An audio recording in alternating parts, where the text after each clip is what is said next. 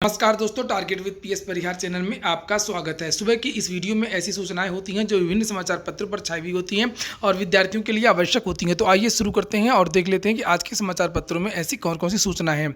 तो वीडियो को जल्दी से लाइक कर दें, शेयर कर दें। जिन छात्रों ने चैनल को अभी भी सब्सक्राइब ना किया हो जल्दी से सब्सक्राइब कर लें ताकि आप लोगों को भी इसी तरीके की ऑथेंटिक अपडेट सबसे पहले मिलती रहे। आगे बढ़ने से पहले एक और सूचना है, अगर आप लोग उत्तर प्रदेश लोक सेवा आयोग की परीक्षा पीसीएस की तैयारी कर रहे हैं तो उत्तर प्रदेश और भारत का इतिहास के लिए जो फ्री ऑनलाइन मॉक टेस्ट है आलिव बोर्ड का, डिस्क्रिप्शन में मैंने लिंक दे दी है। वहां पर जाकर के आप लोग फ्री मॉक टेस्ट दे सकते हैं और देख सकते हैं कि आपकी जो इतिहास है वो कैसी है। जैसे ही आप लोग लिंक को क्लिक करेंगे वैसे ही इस तरीके की एक वेबसाइट आपको देखने को मिलेगी और इस वेबसाइट पर यहाँ पर नीचे दिया हुआ है यूपी पीसीएस का जो टेस्ट है और जो मॉक टेस्ट है। यहाँ पर ये देखिए, ये फ्री मॉक टेस्ट है हिस्ट्री का, जिसमें यूपी और भारत के इतिहास से संबंधित जो क्वेश्चन है वो रखे गए हैं। 100 क्वेश्चन है और इस पे आपको नेशनल रैंक, स्टेट लेवल की रैंक सब देखने को मिलेगी। हिंदी में भी उपलब्ध है और इंग्लिश में भी उपलब्ध है। और जब मॉक टेस्ट खत्म हो जाएगा उसके बाद में सभी प्रश्नों की जो है विस्तृत व्याख्या भी आपको देखने को मिलेगी। डिस्क्रिप्शन के अलावा जो कमेंट बॉक्स है वहाँ पर भी मैं लिंक दे दूंगा और कमेंट में बताएं आपके कितने प्रश्न सही हो रहे हैं। चलिए शुरू करते हैं आज की सूचना को। सबसे पहले बात कर लेते हैं उत्तर प्रदेश अधीनस्थ सेवा चयन आयोग की यूपी SSSC पीईटी का परिणाम जल्द। बहुत सारे समाचार पत्रों के माध्यम से जानकारी मिल रही है कि उत्तर प्रदेश अधीनस्थ सेवा चयन आयोग पीईटी का जो परिणाम है वो बहुत जल्द जारी करने वाला है। आज तक समाचार पत्र की ये सूचना है जिसमें लिखा है कि Uttar Pradesh subordinate service selection commission जल्द ही प्रीलिम्स एलिजिबिलिटी टेस्ट 2021 के रिजल्ट जारी करने जा रहा है। वे सभी उम्मीदवार जो लिखित परीक्षा में शामिल हुए वे आयोग की आधिकारिक वेबसाइट upssc.up.nic पर विजिट करके अपना रिजल्ट चेक कर सकते हैं। और नीचे लिखा हुआ है कि आयोग ने अभी तक रिजल्ट की कोई निश्चित आधिकारिक जो घोषणा है वो नहीं की है डेट की, मगर संभव है कि रिजल्ट अगले सप्ताह तक जारी कर दिए जाएंगे। तो अगले सप्ताह तो जारी नहीं हो पाएगा रिजल्ट, लेकिन हाँ इतना तय है कि सितंबर के इसी महीने में जो रिजल्ट है वो जारी हो सकता है अगर कोई तकनीकी समस्या नहीं हुई, कोई विधिक समस्या नहीं हुई, चूंकि इसमें नॉर्मलाइजेशन भी लागू होना है। यूपी SSSC पीईटी के जो नोटिफिकेशन जारी हुआ था तभी की बताया गया था कि अगर परीक्षा अनेक शिफ्टों में होगी तो नॉर्मलाइजेशन की जो प्रक्रिया वो अपनाई जाएगी। ये देखने वाली बात होगी कि यूपी SSSC का जो नॉर्मलाइजेशन जो फार्मूला है वो कितना कारगर होता है, किन विद्यार्थियों को फायदा होगा और किन विद्यार्थियों का नुकसान होगा। हालांकि लोअर मेंस की जो लोअर प्री 2019 की जो परीक्षा हुई थी उसमें बहुत ज़्यादा जो अंतर है वो देखने को मिला था। किसी विद्यार्थी का 82 नंबर पर सिलेक्शन हो गया था और किसी विद्यार्थी का जो है जिनके 100 नंबर थे उन विद्यार्थियों का भी सिलेक्शन नहीं हुआ था। हालांकि जो लोअर का जो 4 पेपर हुए थे लोअर प्री के, यानी फर्स्ट सेकेंड 2 दिन चला था, सुबह शाम, और लेकिन उस परीक्षा के जो पेपर थे उनमें काफ़ी अंतर भी था। डिफिकल्टी लेवल जो है उसमें काफ़ी अंतर था। लेकिन अगर यूपी SSSC पीईटी की अगर बात करें तो सुबह और शाम दोनों पालियों की अंतर में बहुत बारीक अंतर है, बहुत ज़्यादा अंतर नहीं है। अगर ये कहा जाए कि सेकेंड पाली का पेपर है वो ज़्यादा सरल था तो विद्यार्थी कहते हैं नहीं, फर्स्ट जो पाली का जो पेपर था वो ज़्यादा सरल था। तो कठिनाई के स्तर के आधार पर ही नॉर्मलाइजेशन की प्रक्रिया लागू होगी और देखते हैं। वैसे बहुत ज़्यादा उम्मीद नहीं है कि नॉर्मलाइजेशन में बहुत ज़्यादा इस बार लोअर की तरह अंतर आएगा। और अब हम लोग बात करते हैं अगली सूचना की। यूपी SSSC चयनितों को अलॉट करेगा गृह जनपद। आज के लगभग सभी प्रमुख समाचार पत्रों में ये जानकारी दी गई है। लिखा, कृषि विभाग चयनित अभ्यर्थियों को पसंद के जिले में देगा तैनाती। शासन ने कृषि विभाग में समूह ग के 1987 कर्मियों की नियुक्ति संबंधी कार्रवाई शुरू कर दी है और इन कर्मियों को नियुक्ति संबंधी कार्रवाई ऑनलाइन कर उनके पसंद के जिले में तैनाती देने की योजना है। अपर मुख्य सचिव कृषि डॉक्टर देवेश चतुर्वेदी ने चयनित अभ्यर्थियों की नियुक्ति व तैनाती ऑनलाइन करने के निर्देश दिए हैं। योजना है कि सभी अभ्यर्थियों से 3 विकल्प लेकर के जहां तक संभव हो उनकी इच्छा के जिले में तैनाती दी जाए। वहीं निदेशक कृषि डॉक्टर विवेक कुमार सिंह ने चयनित अभ्यर्थियों को निर्देश दिए हैं कि अगर उन्होंने पूर्व में दिए गए मोबाइल नंबर में परिवर्तन किया तो साक्ष्य सहित उसकी जानकारी ईमेल पर उपलब्ध करा दें। साथ ही नियुक्ति प्रक्रिया के लिए बनाए जाने वाले पोर्टल पर पंजीकरण के लिए सक्षम प्राधिकारी से जारी मूल निवास प्रमाण पत्र या पति या पत्नी की सरकारी सेवा में होने पर उनके कार्यालय अध्यक्ष की ओर से जारी प्रमाण पत्र बनवा करके रखने को कहा गया है।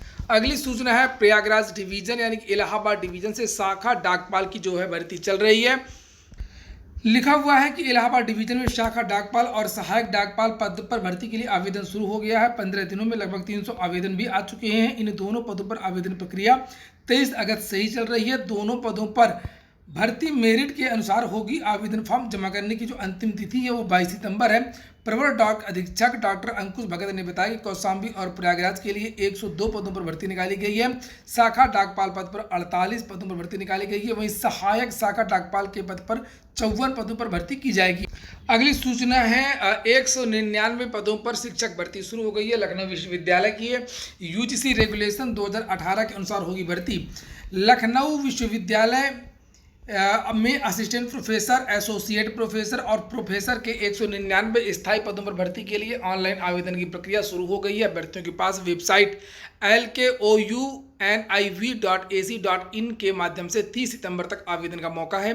भर्ती यूजीसी 2018 के रेगुलेशन और हाल ही में जारी नए शासनादेश के अनुसार होगी। गुरुवार को विश्वविद्यालय प्रशासन ने इसके विस्तृत निर्देश वेबसाइट पर जारी कर दिए हैं।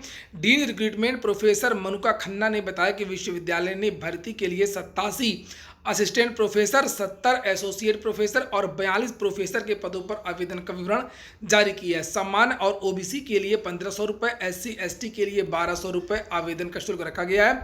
विश्वविद्यालय की वेबसाइट पर विषयवार पदों का ब्यौरा भी अपलोड कर दिया गया है। असिस्टेंट प्रोफेसर को पढ़ा करके भी दिखाना होगा। प्रोफेसर भानुका खन्ना के मुताबिक इस बार असिस्टेंट प्रोफेसर के और प्रोफेसर के पद पर चयन के लिए सिर्फ इंटरव्यू होगा, जबकि असिस्टेंट प्रोफेसर के लिए लिखित परीक्षा, इंटरव्यू और पीपीटी प्रेजेंटेशन के साथ में उन्हें पढ़ा करके दिखाना होगा। इस समय कई जगह से प्रोफेसर और असिस्टेंट प्रोफेसर की जो भर्तियां निकल रही हैं, एक और भर्ती निकली है महात्मा ज्योतिबा फुले रुहेलखंड विश्वविद्यालय बरेली से भर्ती निकली है। विश्वविद्यालय के विभिन्न विभागों में पुस्तकालय में रिक्त professor, associate professor, assistant professor, पुस्तकालयाध्यक्ष, उप पुस्तकालयाध्यक्ष एवं सहायक पुस्तकालयाध्यक्ष पद पर नियुक्ति हेतु आवेदन पत्र 30 सितंबर तक आमंत्रित किए जाते हैं। आवेदन के संबंध में विस्तृत जो विवरण है वो यूनिवर्सिटी की वेबसाइट mjpru.ac.in पर उपलब्ध है। तो जो योग्य अभ्यर्थी हों वो यहाँ पर जाकर के आवेदन कर सकते हैं। अब कुछ सूचनाएं हैं उत्तर प्रदेश लोक सेवा आयोग की। यूपीपीएससी के पूर्व परीक्षा नियंत्रक प्रभुनाथ की याचिका खारिज। आप लोग वीडियो को लाइक अवश्य कर दिया करें और जो छात्र वीडियो को शेयर कर सकते हो तो शेयर भी किया करें। यूपीपीएससी के पूर्व परीक्षा नियंत्रक प्रभुनाथ की याचिका खारिज कर दी गई है। इलाहाबाद हाईकोर्ट ने फेल को पास, पास को फेल करने के षड्यंत्र। बात हो रही है समाजवादी पार्टी की। जब उत्तर प्रदेश में सरकार थी, अनिल यादव उत्तर प्रदेश लोक सेवा आयोग के चेयरमैन थे और उस समय भर्तियों में बहुत ज़्यादा अनियमितता की जो है शिकायतें आई थी विद्यार्थियों के द्वारा। सीबीआई जांच की गई थी। लगभग 599 भर्तियों की जांच हो रही है, जिनमें 550 भर्तियां सीधी भर्ती हुई थी जो केवल साक्षात्कार के माध्यम से हुई थी और बहुत सारी जो भर्तियां हैं वो लिखित परीक्षा हुई थी। जो लिखित परीक्षा हुई थी उसमें बहुत सारी भर्तियों में गड़बड़ी पाई गई है। सीबीआई को साक्ष्य मिल चुके हैं और अब जो भर्तियों में गाज गिरना तय हो गई है, कर्मचारियों में भी गाज गिरने लगी है। हालांकि सीबीआई ने पिछले 3-4 साल तक अपनी जो सुस्ती दिखाई है, लेकिन अब तेजी आ रही है। सुस्ती में एक शासन भी कारण था, शासन ने अनुमति भी नहीं दी थी। और यहाँ पर लिखा हुआ है कि इलाहाबाद हाई कोर्ट ने फेल को पास, पास को फेल करने के षड्यंत्र के आरोप में उत्तर प्रदेश लोक सेवा आयोग प्रयागराज के पूर्व परीक्षा नियंत्रक प्रभुनाथ की गिरफ्तारी पर रोक की मांग में याचिका दाखिल खारिज कर दी है और वह वर्तमान में लोक निर्माण विभाग में अपर सचिव पद पर तैनात हैं।